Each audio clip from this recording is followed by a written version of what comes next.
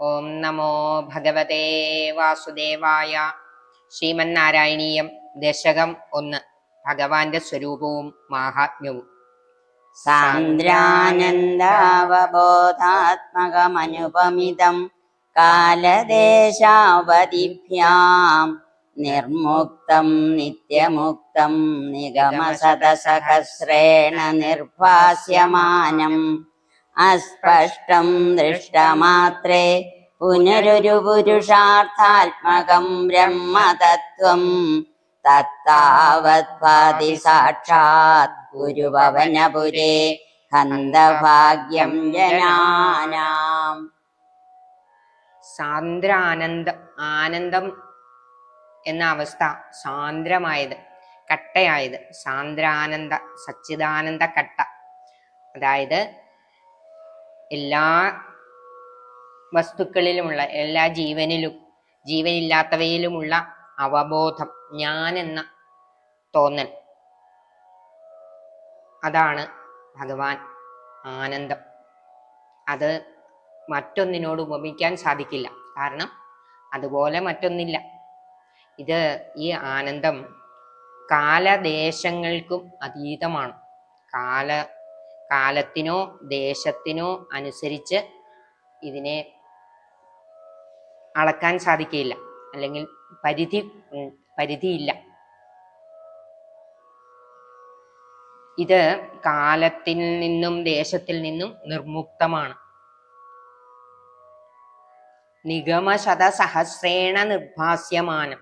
അതായത് വേദം, നിഗമം എന്ന് പറഞ്ഞ വേദത്തിൽ പ്രതിപാദിക്കുന്ന ആനന്ദത്തെയാണ് ഇവിടെ നമുക്ക് കാണാൻ സാധിക്കുന്നത്. ഗുരുഭവനപുരിയിൽ, ഗുരുവായൂരിൽ നമുക്ക് കാണാൻ സാധിക്കുന്നത്. അസ്പഷ്ടം ദൃഷ്ടമാത്രേ, കാണുമ്പോൾ നമുക്ക് വ്യക്തമാകുന്നില്ല. എന്നാലും പുനരൊരു പുരുഷാർത്ഥാത്മകം ബ്രഹ്മതത്വം തത്താവത് ഭാതി സാക്ഷാത് ഗുരുഭവനപുരേ ഹന്തഭാഗ്യം ജനാനാം. ജനങ്ങളുടെ ഭാഗ്യമാണ് ഗുരുഭവനപുരിയിൽ, ഗുരുവായൂരില് ഭഗവാൻ ഇങ്ങനെ സാധാരണഗതിയിൽ വ്യക്തമാകാത്ത ആ രൂപം അവിടെ നമുക്ക് കാണാൻ സാധിക്കും. അത് ജനങ്ങളുടെ ഭാഗ്യമാണ്. ഹന്തഭാഗ്യം ജനാനാം, കാണാൻ ചെല്ലുന്ന, അതായത് ഗുരുവായൂരിൽ തൊഴാൻ പോകുന്ന സജ്ജനങ്ങളെ സംബന്ധിച്ചത് ഭാഗ്യമാണ്. എന്നാൽ ഈ ഹന്ത എന്നുള്ളത് രണ്ടർത്ഥത്തിലും പ്രയോഗിക്കും. പോസിറ്റീവായിട്ടും നെഗറ്റീവായിട്ടും ഉപയോഗിക്കും. അതായത് ജനങ്ങളുടെ ഒരു ഭാഗ്യം എന്നല്ലാതെ എന്തു പറയാനാണ് എന്നുള്ള അർത്ഥത്തിലും ഉപയോഗിക്കാം. തൊഴാൻ വരാത്തവര് എത്രയോ ആൾക്കാരുണ്ട്. അത് കഷ്ടം തന്നെ. അവര് തൊഴാൻ വരാത്തത് അത് കഷ്ടം തന്നെയാണ് എന്നും കൂടെയാണ് ഇതിൽ സൂചിപ്പിക്കുന്നത്. ഏവം ദുർലഭ്യ വസ്തുന്യപി സുലഭതയാ ഹസ്തലബ്ധേയതന്യത് ധന്വാ വാചാ ധിയാ വാ ഭജതി ബദജന ക്ഷുദ്രദൈവ സ്ഫുടേയം.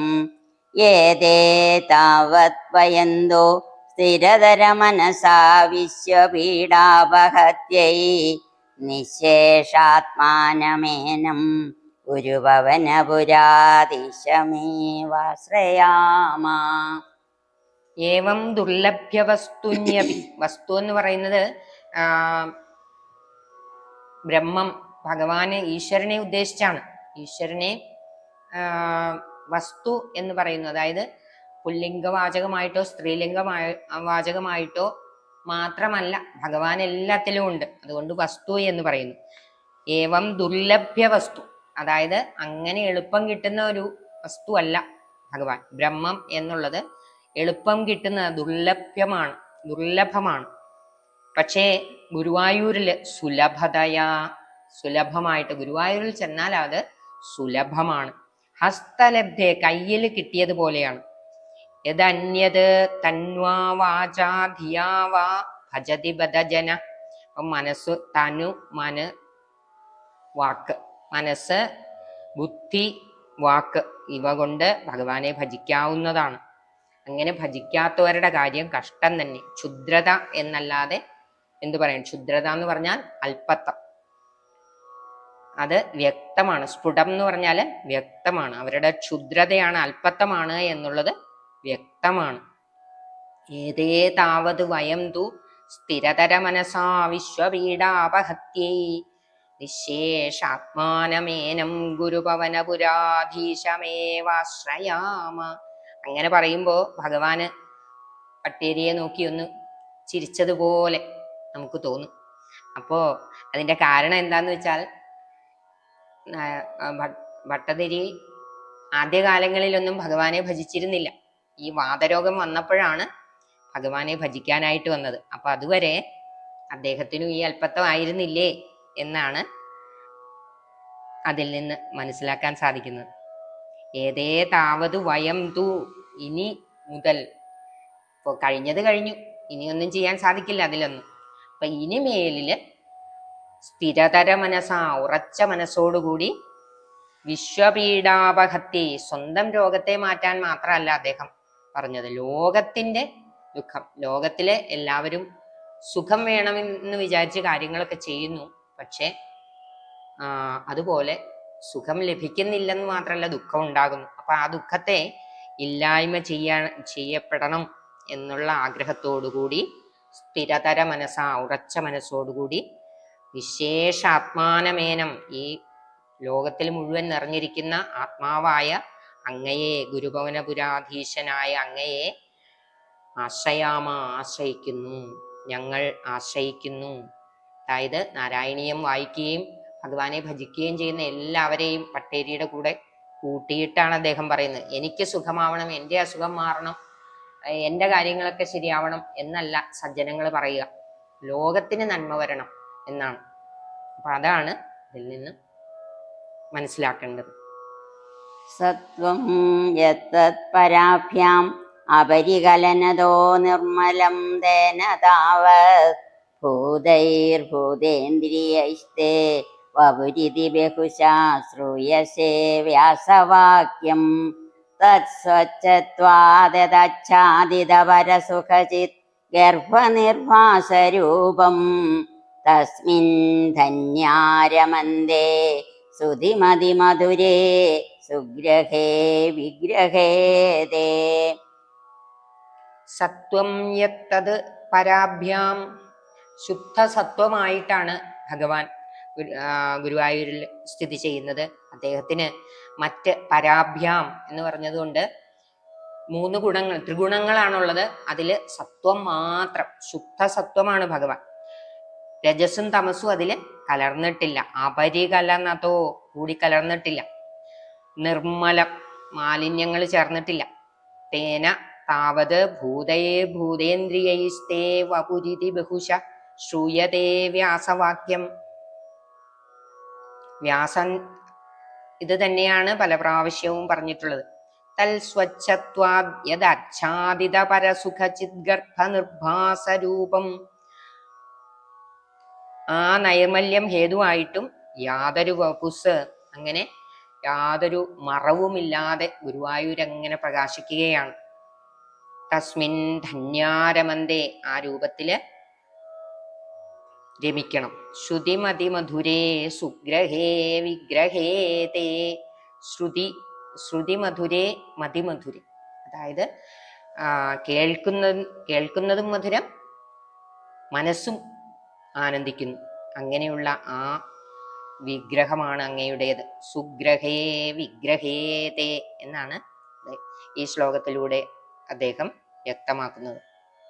നിഷ്കമ്പേ നിത്യപൂർണേ നിരവധി പരമാനന്ദ പീയൂഷരൂപേ നിർലീനാനേകമുക്താവലിസുഭഗതമേ നിർമ്മല ബ്രഹ്മസിന്ധോ കല്ലോലോല്ലാസതുല്യം ഖലു വിമലതരം സത്വമാഹുസ്തദാത്മാ കസ്മാന്നോ നിഷ്കളസ്ത്വം സകല ഇതി വജസ്ത്വത്കലാസേവഭൂമൻ.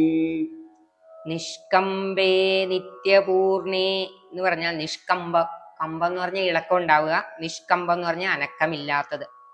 നിത്യപൂർണേ, പൂർണ്ണമായിട്ടുള്ളത്, നിത്യവും ഒരിക്കലും മാറ്റമില്ലാതെ പൂർണ്ണമായിട്ടിരിക്കുന്നത്. നിരവധി പരമാനന്ദ പീയൂഷരൂപേ.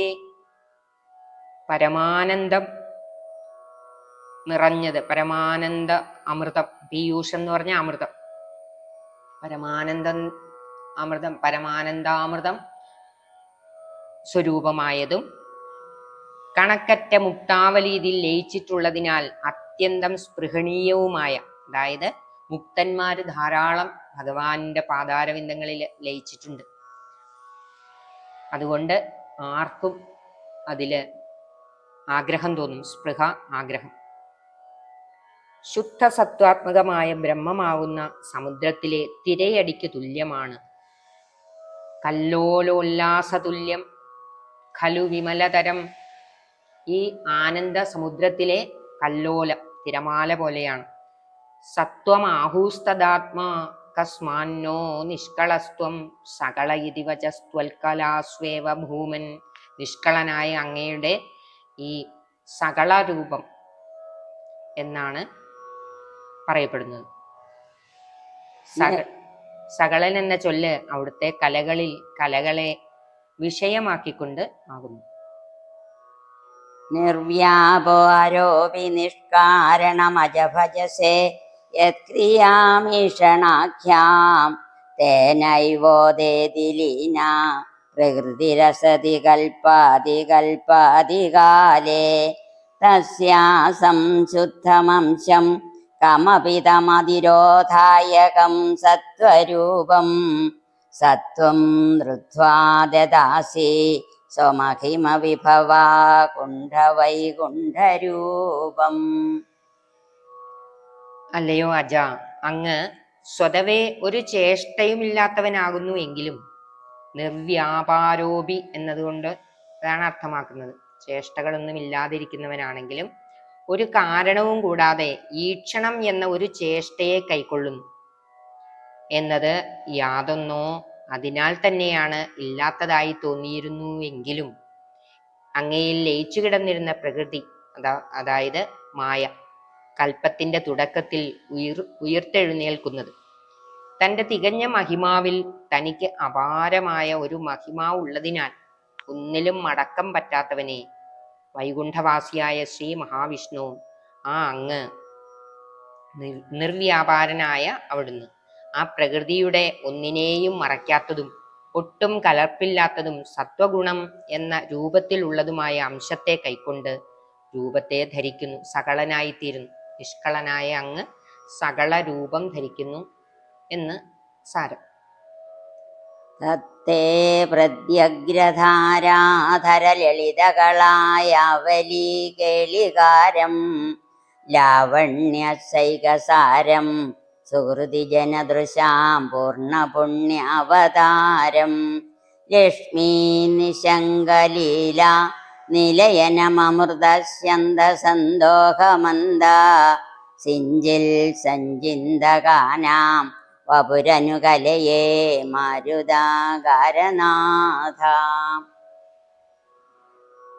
തത്തേ പ്രത്യഗ്രധാരാധരലളിതകളായാവലീ കേളികാരം, അതായത് പുതുമേഘം, മഴ ഉടനെ പെയ്യും എന്നുള്ള നിലയിലുള്ള കാർമേഘം.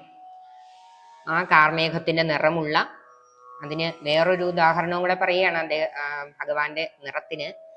കളായാവലീ കേളികാരം. കളായാവലി എന്ന് പറഞ്ഞാല് കായാമ്പൂവ്, കായാമ്പൂവിന്റെ നിറത്തോടു കൂടിയ ഭഗവാൻ. ലാവണ്യസ്യൈകസാരം. ലാവണ്യം എന്ന് പറഞ്ഞാൽ സൗന്ദര്യം. സൗന്ദര്യം, ലോകത്തിലുള്ള സൗന്ദര്യമെല്ലാം ഉടൽ പൂണ്ടാൽ എങ്ങനെയിരിക്കും? അത് ലാവണ്യസ്യൈകസാരം ആയി തീർന്നിരിക്കുന്ന ഭഗവാൻ. സുകൃതി ജനദൃശാം, സുകൃതികളുടെ പൂർണ്ണ പുണ്യാവതാരം. സുകൃതികൾക്ക് പുണ്യമാണ് അങ്ങയുടെ ദർശനം. ലക്ഷ്മി നിശങ്കലീലാനിലയനം. ലക്ഷ്മി കൂസല് കൂടാതെ വിളയാടുന്ന സ്ഥാനമായതും ധ്യാനനിരതരായവരുടെ ഉള്ളിൽ അമൃതധാരയെ വർഷിക്കുന്നതുമായ അവിടുത്തെ ആ ശരീരത്തെ, അല്ലയോ ഗുരുവായൂരപ്പ, ഞാൻ നിരന്തരമായി ധ്യാനിച്ചുകൊള്ളുന്നു. അഷ്ടാദേ സൃഷ്ടിചേഷ്ട ബഹുതര ഭവഹേദവഹാ ജീവഭാജാം ഇത്യേവം പൂർവമാലോചിതമജിതമയാ നൈവമഭ്യാഭിജാനേ നോ ജീവാ കഥം വാ മധുരതരമിദം ത്വദ്വപുച്ഛിദ്രസാദ്രം നേത്രൈ സോത്രൈശ്ച പീത്വാ പരമരസസുധാംഭോധിപൂരേരമേരൻ. കഷ്ടാതേ സൃഷ്ടിചേഷ്ട, തേ സൃഷ്ടിചേഷ്ട, അങ്ങയുടെ സൃഷ്ടി വളരെ കഷ്ടമാണ് എന്ന്. ബഹുതര ഭവഖേദാവഹ, എന്തുകൊണ്ടാണ്? വളരെയധികം ഖേദമുണ്ടാക്കുന്നതാണ്. ജീവഭാജ, ജീവനുള്ളവയ്ക്ക്, ജീവന്മാർക്ക് വളരെയധികം ഖേദമുണ്ടാക്കുന്ന വിധത്തിലാണല്ലോ അങ്ങയുടെ സൃഷ്ടി, അത് കഷ്ടം തന്നെ എന്ന്. ഇത്യേവം പൂർവമാലോചിത, പൂർവം എന്ന് പറഞ്ഞാൽ പണ്ട്, നേരത്തെ, മുൻപ് ഞാൻ വിചാരിച്ചിരുന്നു. ഇതി ഏവം, ഇങ്ങനെ ഞാൻ ഇപ്രകാരം വിചാരിച്ചിരുന്നു. പൂർവം ആലോചിതം അജിത, ഭഗവാനെ വിളിക്കുകയാണ് അജിത. മയാ, എന്നാൽ ഇങ്ങനെ ചിന്തിക്കപ്പെട്ടിരുന്നു. എന്താണ്? അങ്ങയുടെ സൃഷ്ടിചേഷ്ട കഷ്ടം തന്നെ. ഈ ജീവജാലങ്ങൾക്കെല്ലാം ഇത്രയധികം ഖേദമുണ്ടാക്കുന്ന ഈ സൃഷ്ടിചേഷ്ട ഖേദാവഹം തന്നെയാണ്. നൈവമദ്യാഭിജാനേ, ഇപ്പോൾ ഞാനത് അങ്ങനെ വിചാരിക്കുന്നില്ല. നോ ജീവാ കഥം മാ മധുരതരമിതം. അപ്പൊ അങ്ങനെ ഒരു സൃഷ്ടി നടന്നതുകൊണ്ടാണ് അങ്ങയുടെ ഈ മധുരതരമായ രൂപത്തെ, ത്വദ്വപുശ്ചിദ്രസാർദ്രം, അങ്ങയുടെ ഛിദ്രസാർദ്രമായ ഈ വപുസ്സിനെ കാണാനും, നേത്രൈ ശ്രോത്രൈശ്ച പീത്വാ, കണ്ണുകൾ കൊണ്ടും കാതുകൾ കൊണ്ടും, പീത്വാ, നേത്രൈ എന്ന് പറഞ്ഞാൽ കണ്ണുകൾ കൊണ്ട്, ശ്രോത്രൈശ്ച എന്ന് പറഞ്ഞാൽ ചെവികൾ കൊണ്ട്. കണ്ണുകൊണ്ടും ചെവി കൊണ്ടും കുടിക്കാം. സാധാരണ നമ്മൾ കുടിക്കുന്നത് വായിൽ കൂടിയാണ്. പക്ഷെ ഇവിടെ അത് ആലങ്കാരികമായി പറഞ്ഞിരിക്കുകയാണ്. കണ്ണുകളിൽ, അതായത് ഭഗവാനെ കണ്ടിട്ട് ഭഗവാനെ കണ്ണിലൂടെ ഉള്ളിലാക്കുക. അതുപോലെ ശ്രോത്രൈ, ഭഗവാന്റെ കീർത്തനങ്ങളും കഥകളും ഒക്കെ ചെവിയിൽ കൂടി കേട്ട് ഭഗവാനെ ഉള്ളിലാക്കുന്നതിനാണ് പാനം ചെയ്യുക എന്ന് പറയുന്നത്. അത് വായിൽ കൂടെ മാത്രമല്ല, കണ്ണിൽ കൂടെയും ചെവിയിൽ കൂടെയും ഒക്കെ കുടിക്കാൻ സാധിക്കും എന്ന് പറയുകയാണ്. എന്താണ് കുടിക്കുന്നത്? പരമരസ സുധാംഭോധി പൂരേരമേരൻ. പരമരസ സുധാംഭോധിയിൽ അങ്ങനെ മുഴുകി ഭഗവാന്റെ ഈ സൗന്ദര്യത്തെ, ഈ മധുരതരമായ രൂപത്തെ അങ്ങനെ ആസ്വദിക്കാൻ സാധിക്കുമെന്ന് പറയുകയാണ്. നമ്രാണാം സന്നിധത്തെ സതതമപി പുരസ്തൈരനഭ്യർത്ഥിതാനഭി അർത്ഥാൻ കാമാനജസ്രം വിതരസി പരമാനന്ദസാന്ദ്രാം ഗതിം ജാം. ഇത്തം നിശേഷലഭ്യോ നിരവധിക ഫലപാരിജാതോ ഹരേ ത്വം ക്ഷുദ്രം തം ചക്രവാടി ദ്രുതമഭിലഷതി വ്യർത്ഥമർത്ഥിവ്രജോയം. നമ്രാണാം സന്നിധൽസേ, നമ്രാണാം എന്ന് പറഞ്ഞാൽ നമസ്കരിക്കുന്നവരുടെ മുൻപിൽ, ഭഗവാനെ നമസ്കരിച്ചാൽ അവരുടെ മുമ്പിൽ ഭഗവാൻ പ്രത്യക്ഷപ്പെടുകയാണ്. പുരസ്തൈരനഭ്യർത്ഥിതാനപി, പുരസ്തൈഹി, മുമ്പില് എത്തിച്ചേരുന്നു എന്ന് മാത്രമല്ല, അനഭ്യർത്ഥിതാനപി, ചോദിക്കുന്നത് കൊടുക്കും, ചോദിക്കാത്തതും കൊടുക്കും. അനഭ്യർത്ഥിതം, അതായത് ചോദിക്കുന്നതും ചോദിക്കാത്തതും അവർക്ക് ശ്രേയസ്സുണ്ടാക്കുന്നത് എന്താണോ അത് കൊടുത്ത്, അർത്ഥാൻ കാമാൻ, അർത്ഥം കൊടുക്കുന്നു, കാമം ആഗ്രഹങ്ങളെ സാധിപ്പിച്ചു കൊടുക്കുന്നു. ആഗ്രഹങ്ങൾ എന്താണെന്ന് മനസ്സിലാക്കി അത് സാജസ്രം, അനവധി ആഗ്രഹങ്ങളെ സാധിച്ചു കൊടുക്കുന്നു. വിതരസി, വിതരണം ചെയ്യുന്നു. പരമാനന്ദ സാന്ദ്രാം ഗതിഞ്ച, അവസാനം എന്താണ്? പരമാനന്ദ സാന്ദ്രമായ ഗതി, മോക്ഷത്തെയും നൽകുന്നു. ഇത്തം നിശേഷലഭ്യോ, ഇങ്ങനെ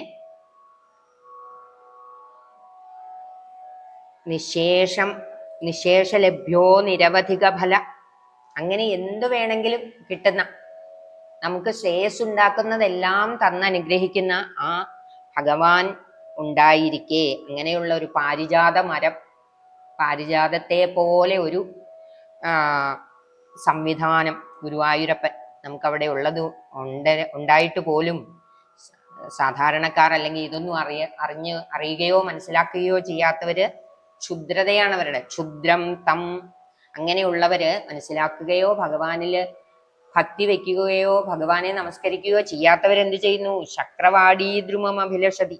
ശക്രവാടി എന്ന് പറഞ്ഞാല് ഇന്ദ്രലോകം, സ്വർലോകത്തിലെ ദ്രുമം എന്ന് പറഞ്ഞ വൃക്ഷം, അഭിലഷതി അതിനെ, അതായത് കൽപ്പവൃക്ഷം, സ്വർഗത്തിലുള്ള ദേവേന്ദ്രന്റെ പൂന്തോട്ടത്തിലുള്ള വൃക്ഷം എന്ന് പറഞ്ഞാല് കൽപ്പവൃക്ഷം. കൽപ്പവൃക്ഷത്തിന്റെ പ്രത്യേകത എന്താണെന്ന് വെച്ചാൽ ചോദിക്കുന്നതെല്ലാം കൊടുക്കും.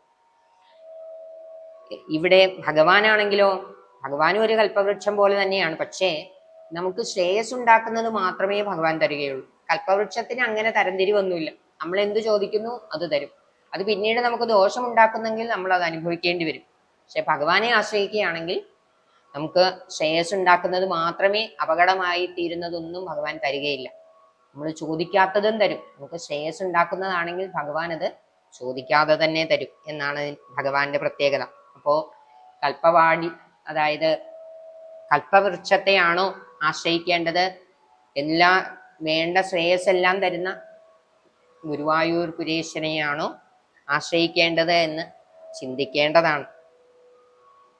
കാരുണ്യാത് കാമമന്യം ദധതി ഖലു പരേ സാത്മതസ്ത്വം വിശേഷാത് ഐശ്വര്യാദിശതന്യേ ജഗതി പരജനേ സാത്മനോപീശ്വരസ്ത്വം ത്വയ്യുച്ചൈരാരമന്തി പ്രതിപദമധുരേ ചേതനാസ്ഫീതഭാഗ്യാ ത്വം ചാത്മാ രാമ ഏവേത്യതുലഗുണഗണാ ധാരശൗരേ നമസ്തേ.